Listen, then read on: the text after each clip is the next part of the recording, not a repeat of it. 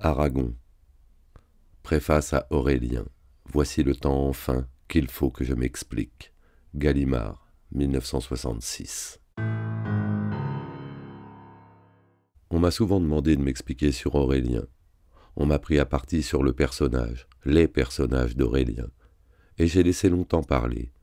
Puis j'ai fini par avoir envie de répondre, fragmentairement, pour me débarrasser des gens. À la fin, sur un ou deux sujets, je me suis décidé à placer les critiques et les commentateurs devant quelques notions dont ils fussent obligés de tenir compte. Cela ne couvrait pas tout. Parce que dans ce que j'ai écrit, Aurélien ne soulève pas que la question d'Aurélien et de ses comparses, mais en général la question du roman, de l'invention des personnages, de leur ressemblance avec des modèles multiples, des motifs profonds de l'auteur pour se livrer à ce mélange d'aveux, de portraits, de mensonges et de masques. Depuis plusieurs années, je ne fais en réalité que répondre aux questions que pose Aurélien à qui sait lire. Aussi en écrire la préface me semble-t-il une entreprise risquée, non pas aux yeux des autres, mais aux miens. Par où prendre le problème ? Il m'est brusquement venu à l'idée qu'il s'agissait moins de le poser que de partir d'où j'étais arrivé, au moins récemment, par exemple parlant d'Aurélien avec Francis Crémieux, au milieu de 1000 choses dans les entretiens radiophoniques que j'avais eus avec lui d'octobre 1963 à janvier 1964 et qui furent par la suite publiés en livre chez Gallimard, juin 1964. 2 fragments de ces entretiens me serviront ici d'amorce à cette introduction, à ce que j'ai envie de dire comme à ce que j'ai l'envie de taire. C'est dans le 3e entretien, les personnages de mes romans et la réalité, que l'on trouve le premier de ces fragments. Francis venait de me faire remarquer qu'on avait dit successivement d'abord qu'Aurélien c'était moi, et puis que c'était Drieux-La Rochelle. Je répondais. On a dit essentiellement que c'était moi, et c'est moi qui ai dit que c'était Drieux-La Rochelle. Drieux a été un ami de ma première jeunesse, dont je me suis trouvé séparé, et quand je parle de Drieux, je ne parle que de cet ami que j'ai eu, je ne parle pas de ce qu'il est devenu, ce sont 2 êtres incompatibles. Drieux est aujourd'hui effectivement très à la mode.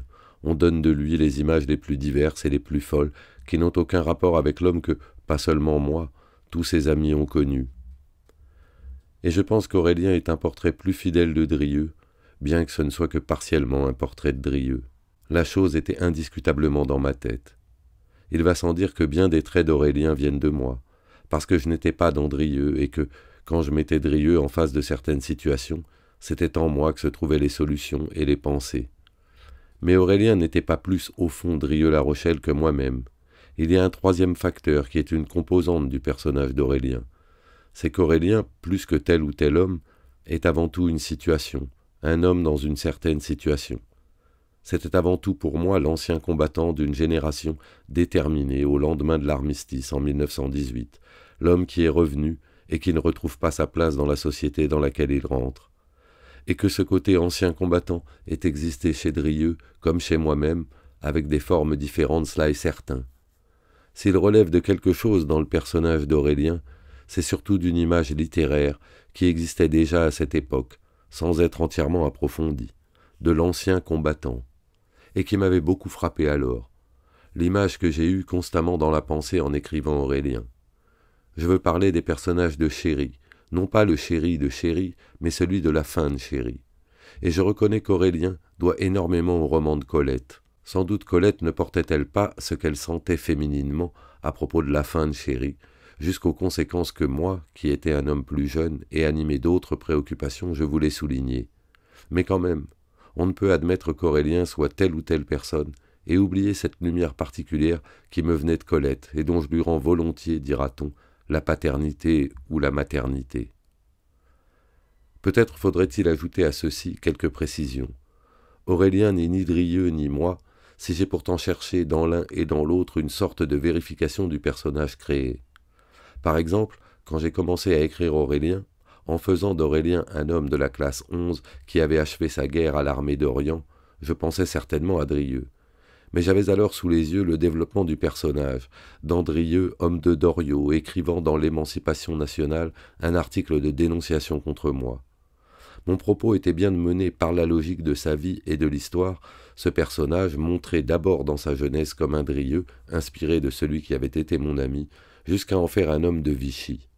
Mais d'emblée j'avais décidé de maintenir cette évolution dans des limites autres que celles de la vie, de m'en tenir à un Drieux qui n'irait pas jusqu'à l'horreur du doriotisme, simplement devenu par la force des choses, sa famille, un industriel croyant à la nécessité d'en passer par les voies prescrites par le maréchal. Ceci tenait à une idée que je me fais du roman. Au contraire de ces écrivains pour qui l'art consiste à grossir, à accuser les traits, à mettre dans son jeu, à des fins de démonstration, des cartes irrécusables, à présenter les êtres fictifs sous un jour qui en aggrave les traits, j'estime pour ma part que le roman exige qu'on rende vraisemblables les individus et les faits, en les ramenant à des proportions plus tolérables que celles de notre vie. Des proportions qui ne soient pas celles des traîtres du mélodrame, mais qui correspondent à l'âme du lecteur plus qu'à la psychologie supposée du méchant. D'aucune façon il ne s'agissait pour moi de condamner, voire de dénoncer Aurélien. Je voulais montrer en Aurélien par Aurélien comment l'homme d'hier, un soldat de l'autre guerre, arrivé à l'âge de la responsabilité, n'a pas reconnu le destin auquel il était à nouveau entraîné. Et pourquoi il ne pouvait pas le reconnaître, pour quelles raisons anciennes, que cachait la jeunesse, et comment il était à nouveau à la merci des raisons qu'on lui donnerait d'accepter le malheur français, ainsi qu'il avait par 2 fois accepté la guerre.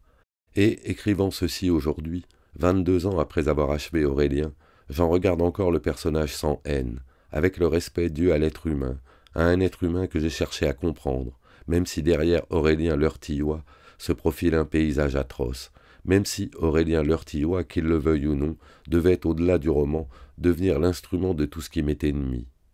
Avouerai-je que je crois ainsi rendre plus impossible que par la caricature la formation future des Auréliens l'Heurtillois. Le recours à la caricature dans le roman me semble une des pires formes du désespoir. Non que je sois incapable de désespérer, mais je disais que je crois nécessaire de montrer les hommes avec en eux une confiance qu'il m'importe peu au bout du compte d'avoir mal placée. De laisser à mes personnages les proportions humaines, même si j'écris contre mes personnages.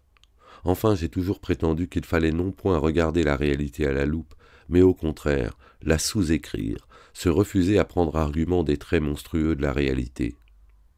Ce que je dis ici vaut aussi bien que pour l'Heurtillois, pour les autres figures du roman. Si l'envie me prenait de vous raconter la vie réelle, la biographie des modèles ou pilotis d'après lesquels j'ai inventé les comparses d'Aurélien, on serait sans doute extrêmement surpris de constater que tout mon effort a été pour les banaliser. Le difficile, disait Paul Valéry, est de faire le gris. Si pas du tout de la poésie, cela est vrai au premier chef du roman, et c'est en quoi le roman ne ressemble pas au théâtre, parce que le roman n'a pas besoin du grossissement nécessaire à la scène. Je ne parlerai pas ici des sources de mes personnages secondaires, parce que cela exigerait de parler d'une certaine façon de gens réels qui sont encore de ce monde, ou du moins pour certains, toujours vivants dans l'esprit, de gens qui furent les leurs et leur ont survécu. Aurélien n'est pas un livre à clé, ou tout au moins c'est un livre à fausse clé. Drieux est une fausse clé d'Aurélien. Mais peut-être puis-je aujourd'hui me permettre de parler de Bérénice sans livrer l'original à la curiosité des lecteurs. Que Bérénice a été écrite, décrite à partir d'une femme réelle, je n'en disconviens pas, mais à partir. Que ce soit à partir d'une jeune femme qu'à peu près autant d'Aurélien j'ai rencontré et j'ai aimé ou cru aimer, à un être malheureux, cela, pourquoi le dissimulerais-je? Il n'y a rien eu entre elle et moi, il n'y a rien eu entre Bérénice et Aurélien. Mais tout le développement, l'aventure, est ici entièrement inventé. Comme peut-être, à l'épilogue, cette idée que Bérénice a toute sa vie pensé à Aurélien est en réalité une sorte de revanche, assez gratuitement prise par moi sur la vie. Pour autant que je sache, la vraie Bérénice a aimé un homme qui n'était ni Drieux ni moi, avec lequel elle a, comme on dit, fait sa vie. Je ne l'ai jamais revue. J'ai toujours pensé à elle avec une certaine tendresse qui n'a rien à voir avec l'amour. C'est qu'elle est plus que toute autre chose à mes yeux, une image de ma jeunesse, une image de la jeunesse. Plus qu'une image d'un amour, au fond, qui est inventé ici de toutes pièces. Mais elle avait la passion de l'absolu, cela oui. Et je n'étais, et nous n'étions, tous les Auréliens, pas pour elle l'absolu. De plus, il est vrai que j'écrivais la défense de l'infini, ou tout au moins un fragment qui en a survécu, le cahier noir. Je pensais à elle, bien que l'anecdote du cahier fût purement imaginaire. Je ne crois pourtant pas, entreprenant Aurélien, avoir songé à ce texte ancien dont je n'avais plus copie dans les conditions de l'Exode, ni m'être dit que Bérénice allait être Blanche reprise, puisque leur modèle physique commun était la même femme. J'avais oublié cette Blanche, au point d'appeler la femme d'Edmond Barbentane Blanchette. Dès les beaux quartiers, Mais le diminutif même marque l'écart entre Bérénice et Madame Barbentane, l'écart entre une existence relative et le goût de l'absolu. C'est peut-être pourquoi, dans l'oubli, comme on le verra, j'ai repris le nom de Blanche, pas seulement, comme le nom passe-partout de mes imaginations, parce que dans l'oubli, venant après la mise à mort, il me fallait donner une preuve par le nom même de la femme que je ne parlais pas de toi, proclamer que cette femme n'était pas Elsa, au contraire de ce que j'ai fait pour Fougère. Quand Francis Crémieux m'interrogeait, je venais de publier Le Fou d'Elsa, dont la moralité même, l'horizon, est le couple de l'homme et de la femme, en quoi le fou voit le bonheur de l'homme, ou tout au moins son avenir. Aussi mon interrogateur était-il tout naturellement amené à supposer la vie telle qu'elle apparaît dans mes romans avec cet idéal du fou, notamment dans Aurélien, qui semble fonder comme un principe l'impossibilité de la formation du couple. Cela se trouve dans le 6e entretien, Il n'y a pas d'amour heureux, où le poème qu'a popularisé Georges Brassens est le point de départ de la discussion, pour cette raison que, de tout ce que j'ai écrit, c'est ce qui semble sous ma plume même apporter la plus évidente contradiction. On en était donc venu à nouveau à Aurélien, comme exemple, et je répondais à Francis Crémieux. L'impossibilité du couple est le sujet même d'Aurélien. Il y a une grande différence entre ce livre et les romans qui l'ont précédé. C'est qu'ici, entre le commencement de la vie d'Aurélien et le moment où nous le prenons dans le roman, est intervenue la rupture de la guerre de 14. J'entends dans le roman même, mais on notera que cette rupture fait image avec ce qui s'est aussi produit pour l'auteur, la rupture de la guerre de 39 entre les voyageurs et Aurélien. Et sur Aurélien l'Heurtillois, sur la femme qu'il aime, le poids de la guerre récente pèse lourdement. L'homme ici n'a pas mis en cause les idées qui étaient celles des siens, les idées reçues de son milieu, bien qu'il vienne d'en être séparé pendant toutes les années de guerre. Le sujet du livre est l'impossibilité du couple, précisément du fait que la femme, elle, a eu une certaine continuité de pensée malgré la guerre, à cause de la continuité de sa vie, sans l'entracte des tranchées, et ce qu'elle est de ce fait même à un autre stade de pensée qu'Aurélien. Bérénice ne peut pas s'entendre avec Aurélien. Et bien que la question ne soit nullement soulevée dans le corps du livre, dans l'épilogue où Aurélien retrouve Bérénice au jour de l'exode et de la retraite, aux dernières heures de la guerre de 40, éclate le divorce des vies des deux protagonistes et le divorce de leurs idées. Voyez-vous, l'impossibilité du couple, même s'il s'agit ici d'un roman qui se déroule pour l'essentiel au début des années 20, je n'ai éprouvé la nécessité de la décrire que bien plus tard, dans les années qui marquèrent le fond de l'abîme, au-delà de la défaite, dans les années 42-43. Crémieux. C'est dans ces années-là que vous avez écrit Aurélien ? Aragon. C'est dans ces années-là que j'ai écrit Aurélien, à l'époque même où j'ai aussi écrit Il n'y a pas d'amour heureux. Crémieux. Pendant ce temps-là, Elsa Triolet terminait Le Cheval Blanc. Aragon. Aussi, peut-être ne manquera-t-on pas de dire que si mari et femme, nous pouvions être alors deux écrivains travaillant côte à côte, c'est la preuve du contraire de ce que je viens d'avancer. Ce serait ici s'en tenir à l'allure extérieure des choses. J'ai écrit, effectivement, Aurélien quand j'ai vu Elsa commencer à écrire Le Cheval Blanc. C'est ce spectacle, pour moi extraordinaire, en 1941-1942, qui m'a donné le courage d'entreprendre autre chose que les poèmes directs de la période dans laquelle nous étions. Et j'ai essayé d'écrire, comme une sorte de contrepoint du Michel du Cheval Blanc, le personnage d'Aurélien, l'ancien combattant de la guerre de 14-18, comme en réplique à Michel Vigo, l'homme qui devient le combattant de la drôle de guerre de 39. Le sujet en a été pour moi constamment éclairé à cette lumière d'Elsa, et cela est si vrai que l'on trouve même le nom du cheval blanc dans Aurélien, jeu que personne sans doute n'a remarqué. C'est où est décrit l'intérieur d'une femme qui a décoré son appartement avec toutes sortes d'objets blancs, opalines, simples plastrons de chemises d'homme qu'on change quand ils sont sales, au mur de la salle à manger, enseignes d'auberge ou de cabaret, au cheval blanc. Crémieux. Mais ça, c'est un clin d'œil que l'on peut... Aragon. Et ce clin d'œil apparaît aujourd'hui un peu plus qu'un clin d'œil. L'obsession du cheval blanc n'a cessé de m'occuper l'esprit pendant que j'écrivais Aurélien. Vous me direz alors que c'est là même la preuve du couple, l'union d'esprit entre Elsa et moi dans ces années. Mais j'ajouterai pour vous que j'ai écrit ce livre sur l'impossibilité du couple dans un moment où il y a eu une sorte de drame entre nous. Et ce drame, c'était le drame même qu'exprime le poème « Il n'y a pas d'amour heureux ». Crémieux. Qui est donc vraiment contemporain ? Crémieux. Qui en est donc vraiment contemporain ? Aragon. Je vous l'ai dit, ce poème est des premiers jours de 1943. À cette époque, Elsa a voulu me quitter. Je peux vous rappeler pourquoi et comment. Cela n'est pas d'un caractère tellement intime. Il y avait alors, dans les mouvements de résistance auxquels nous appartenions, une loi à laquelle on ne pouvait manquer et qui voulait que deux personnes, le mari et la femme, ou quel que soit leur rapport, travaillant dans ces mouvements, n'eussent pas le droit de continuer à habiter ensemble parce qu'ils multipliaient ainsi par deux les possibilités d'amener la police à leur trousse, de mettre ainsi en danger un nombre plus grand de personnes et par là le mouvement même. Je croyais avoir justement transposé la chose, moi qui travaillais, comme on disait par raccourci en essayant de persuader Elsa que ce qu'elle écrivait était suffisant comme travail social. Elsa ne le pensait pas, et elle me disait « Je ne peux admettre l'idée qu'on arrivera à la fin de cette guerre et que quand on me demandera « Et vous, qu'avez-vous fait ?», je devrais dire « Rien ». Et puisque, si elle travaillait, nous ne pouvions rester ensemble, elle avait décidé de me quitter. Ça a été pour moi... Bien sûr, je le sais, il y avait certainement dans mon esprit un double point de vue. Si je faisais honnêtement état de cette règle des mouvements de résistance et de la sécurité, en même temps il y avait chez moi le désir de protéger Elsa, d'éviter qu'elle eût à payer pour ce travail, qu'elle tombât victime de l'occupation et de la lutte policière contre la résistance. Mais quoi qu'il en fût, la question se posait, si elle voulait travailler, que nous nous séparions. Ce drame entre nous s'est réglé par simple insubordination aux règles de la sécurité. Elsa donc a travaillé, j'ai continué de le faire, et nous avons continué d'habiter ensemble. Seulement, nous avons pris les précautions nécessaires pour que ceci ne soit un danger pour personne. Et si effectivement il n'y a eu jusqu'à la fin de l'occupation aucun accident ni d'un côté ni de l'autre, cependant, l'essentiel de cette histoire est ailleurs. Elsa m'avait arraché mes lunettes masculines, ces préjugés de l'homme qui, sous le prétexte d'assumer toutes les responsabilités du couple, confine la femme à n'être que sa femme, son reflet. Ceci dit, vous aurais-je bien fait comprendre que, précisément, il ne s'agit aucunement ni dans Aurélien, ni dans ses poèmes, de moi que l'on trouve bien pessimiste, de je ne sais quelle attitude esthétique de ma part.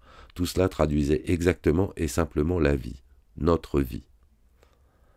À relire tout seul, je mesure combien l'interview radiophonique est tout de même un genre faux, parce que le désir de faire tenir dans le temps alloué ce qu'on exprime vous entraîne à simplifier, à constamment compter, aux dépens de ce qu'on dit, avec ce qu'on va dire après. Mais pourtant, au-delà de ces simplifications forcées, la dernière phrase me ramène à l'essentiel, à ce qui devrait être le sujet même de cette introduction au roman, de quoi j'avais l'impression d'avoir parlé, à la vie, notre vie, Elsa. Il faudrait que celui ou celle qui va lire Aurélien puisse voir s'y développer le roman comme il s'est écrit dans notre vie, et comme notre vie, c'est-à-dire la chose la moins préméditée, la moins préméditable, me dictait Aurélien au cours des jours et des événements. En ce temps-là, j'en avais déjà conscience, mais je tenais alors pour nécessaire au roman que, si la vie, les événements, l'histoire, me dictaient le roman, tout fut fait pour les effacer, ne laisser que leur reflet indirect dans la chose inventée, la péripétie imaginaire. Aujourd'hui, et c'est là sans doute en quoi la vie et l'histoire m'ont profondément changé, j'ai tendance à penser que ce qu'il y a de précieux dans le roman, c'est tout juste le lien entre le romanesque et le réel, ce qu'il y a dans le journal et ce qu'il y a dans une chambre quelque part entre un homme et une femme par exemple. Cela m'entraînerait trop loin de développer cette donnée. On en trouverait peut-être les reflets plus ou moins inconscients dans tous les romans que j'ai écrits, à partir d'Anissé même, mais c'est précisément pour développer cela que j'ai écrit La mise à mort, qui a paru 8 mois avant l'instant où j'écris ceci, et que j'écris actuellement L'oubli, dans l'intention d'achever ce roman au cours de cette année 1966 où nous sommes. Il ne faut pas mettre les bouchées doubles. Revenons-en, veux-tu, à la vie. Notre vie de 1942 à 1944, quand tu as écrit Le Cheval Blanc, et que je me suis mis à écrire Aurélien parce que tu avais écrit Le Cheval Blanc. Tu avais achevé les nouvelles de 1000 regrets à Villeneuve-les-Avignon, après notre retour de Paris en août-septembre 1941, avec Le Destin personnel. Le fait que ce livre allait paraître, bien que tu n'y crusses pas d'abord, t'avait sans doute donné l'assurance nécessaire pour aborder le roman. Cependant, si je m'en souviens bien, les premières pages du Cheval n'ont été écrites qu'en novembre, fin novembre ou début décembre, sans doute sur quelques confirmations du destin de 1000 regrets, qui ne parut qu'au début de mai 1942. J'ai un point de repère, c'est la foire qui est venue s'établir sur la partie couverte du Paillon, à Nice, où nous habitions, et où tu as vu ce qui est devenu, vers la page 78 du livre Le Trio de la Mort, l'échafaudage rond, avec 2 escaliers pour monter sur une galerie, faisant le tour du puits construit en l'air, où les frères Sagouin proposaient à Michel d'être le 3e du trio, qui se lance en 3 motos sur la paroi verticale du puits. La foire avait ouvert en décembre, pour autant que je m'en souvienne. Tu en étais alors seulement à l'aventure de Michel, qui vient juste après la mort de sa mère, l'histoire d'Adèle, la gérante du café à Auteuil. c'est-à-dire un peu plus d'à mi-chemin d'où le trio apparaît, dans le cheval blanc. Précisions qui peuvent paraître oiseuses, mais il faut comprendre que ce début de l'hiver 1941-1942 m'a laissé dans la gorge et les poumons un sentiment de brûlure, comme lorsqu'on a avalé une trop grande bolée d'oxygène. C'était peut-être pour moi les jours les plus noirs de l'occupation. Les Allemands devant Moscou, Leningrad assiégé. Il fallait avoir le cœur bien chevillé pour croire à un renversement du destin. L'oxygène pourtant, ce sentiment de la vie plus forte que la mort, m'est venu de toi, de ce courage en toi, en un tel moment, pour donner vie à ce jeune homme qui semblait tomber des nuages. Et je comprends vaguement, ignorant où tu allais, car tu gardais jalousement pour toi le sens de ce livre entrepris, que l'introduction du trio de la mort dans le roman de ce spectacle que nous avions eu un jour de fin d'automne sur l'esplanade du Paillon, par un ciel bouché, comme semblait l'avenir, une lumière de désastre, c'était pour Michel, pour toi, le refus du courage, inutile à la fois, et la tentation du courage. Comment exprimer cela? Il me semblait pressentir ce que serait Michel, et ce qu'il devient, effectivement, au bout de 500 pages, dans ce temps où les Michel en France étaient loin d'avoir tous accepté le danger. J'étais pris dans cet engrenage que tu venais d'inventer. Et c'est cet engrenage que l'on a appelé plus tard un roman picaresque, une sorte de cascade d'événements qui ont la couleur du hasard et qui sont aussi bien les marches d'un escalier où Michel a beau faire, il ne peut que descendre comme poussé par les épaules, sans connaître son but, vers ce but de lui-même. N'importe qui te suivant comme je faisais, pas à pas, aurait en ce temps-là écarquillé les yeux sans comprendre, devant cet acharnement à décrire ce personnage allant de fille en fille et d'aventure douteuse en erreur manifeste. Ce livre qu'on a lu par la suite dans les prisons et les camps, comme une sorte d'encouragement clandestin, moi, j'ai été le premier à en subir le bizarre enivrement. Et cela, en un temps où mes amis, mes compagnons, mes complices dans cette grande conspiration de nos ténèbres, exigeaient le plus généralement qu'écrire fût, et uniquement, une part de cette conspiration. Je veux dire l'expression directement, apparemment utile de cette conspiration, de ses buts immédiats, le reflet des tâches à entreprendre, l'encouragement à cela et à rien d'autre. Et sans doute que je m'efforçais de répondre à cette exigence, puisque c'est alors que j'ai inventé une certaine sorte de poème qui répondait à cette exigence. Mais en même temps, j'ai commencé, au printemps 1942, à écrire Aurélien. Elsa venait de me donner l'assurance, me donner chaque jour, parce qu'elle me lisait du Cheval blanc, l'assurance de ce que, même dans les conditions du désastre français, le roman, c'est-à-dire l'écriture indirecte, demeurait la seule expression valable de l'espoir, la preuve de la croyance profonde en la possibilité de changer le monde. Écrire Aurélien, c'était renouer avec ce dessin entrepris en 1933, le cycle du monde réel. C'était renouer avec moi-même. J'avais laissé mon travail, après 3 romans, sur les dernières phrases des voyageurs, c'est-à-dire à l'aube de la guerre de 14. Oui, mais Jeannot, lui, eh bien, il ne connaîtra pas la guerre. Pascal, pendant 4 ans et 3 mois, a fait pour cela son devoir. Il y avait eu entre ces phrases et Aurélien la guerre de 39-40, la défaite, l'occupation, les Allemands aux portes de Stalingrad, aux portes du Caucase. C'est dans ce temps-là, dans cet été terrible, que tu achevais le Cheval blanc. Écrire Aurélien, cela voulait dire placer entre nous, entre ce destin comme le ciel tombé sur la tête et cette phrase dernière des voyageurs, placer le roman qui serait l'explication des hommes sortis de la Première Guerre mondiale et amenés devant le drame, l'énigme de la seconde. Il fallait entre Pascal Mercadier et Michel Vigo faire la place d'Aurélien Leurtillois. Ceci a été pour moi une entreprise consciente, formulée. Le Cheval blanc est parti pour sa destinée sensiblement à l'heure où nous devions abandonner la vie d'apparence légale que nous menions à Nice. Aurélien n'était encore qu'à peine entrepris. Je crus que les conditions de l'illégalité allaient me forcer à l'abandonner. Tout au contraire, elle devait se montrer favorable à l'écriture. J'ai repris Aurélien en novembre dans cette maison que nous avons appelée le Ciel, qui est décrite au début des Amants d'Avignon, dans la montagne, avant que tu ne sois même venu m'y retrouver, pour t'attendre. Le reste du livre, le grenier de mon chat, la petite maison de Saint-Donat, m'ont donné pour lui de longues heures, et je n'ai peut-être jamais écrit si tranquillement quoi que ce fût que cette part, la majeure d'Aurélien. Si je compare l'écriture d'Aurélien à celle des voyageurs, qui a, on le sait, nécessité des remaniements fondamentaux du langage, même dans ce roman si insatisfaisant pour moi, à relecture avant de le donner aux œuvres croisées, je comprends que, pas seulement en raison du roman à proprement parler, Aurélien ait toujours été pour moi, dans ce que j'ai écrit, un livre de prédilection. En fait, à quelques retouches près, et l'épilogue, je l'ai terminé en 1944, probablement au mois de mai, en tout cas avant le débarquement de juin, suffisamment avant pour que j'aie pu remplir 2 petits cahiers dont je ne connaissais pas encore le destin, qui n'avaient rien à faire avec Aurélien, et qui se trouveront à côté du manuscrit d'Aurélien dans cette grosse boîte à biscuits emportée par nous avec un minimum de bagages. Le mot même me paraît ridicule d'importance. Quand, quelques jours après le débarquement de Normandie, a eu lieu cette expédition punitive des Allemands sur Saint-Donat, juste après la nuit du parachutage décrite dans le premier accroc. Nous avions dormi quoi? 1 heure, 2 heures, après un long jour et une longue nuit, revenant du parachutage. Pas même. Il y a là-dessus 2, 3 pages dans le premier accroc. Tu n'as pas raconté ces 2 jours dans la ferme sur le plateau où nous avons attendu le départ des Allemands et les nouvelles du pays. Je ne vais pas le faire ici. Car ici, tout ce qui m'importe, c'est la combe. Dans le Soissonnais, on disait une creute, comme il me souvient de 1918, à contrepente de la ferme, dans le vallon au-dessous d'elle, une combe de sable où les paysans garent leurs moissons.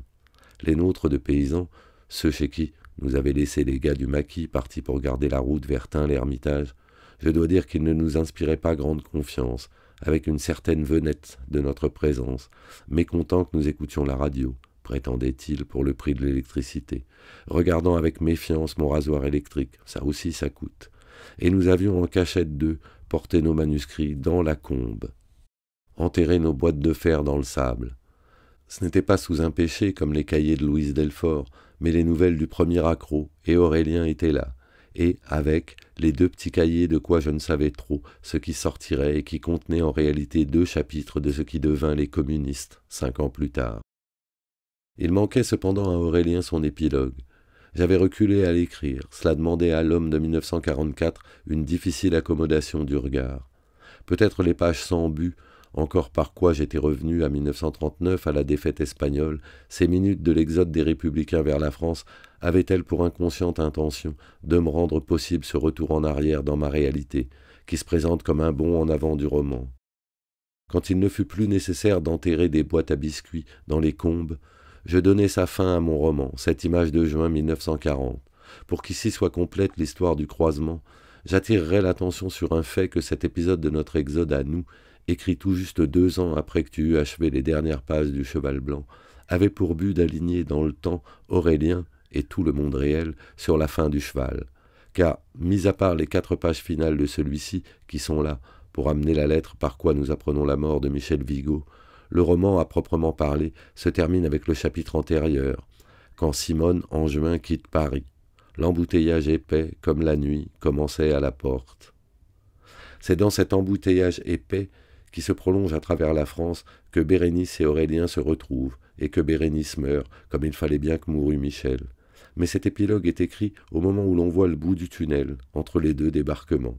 À cette minute où l'exaltation s'empare d'un peuple, et la France trouve son épilogue à une période, à un roman de son histoire, j'avais pleinement notion d'écrire cette fin à Aurélien comme un pendant, une réponse à la fin du Cheval Blanc.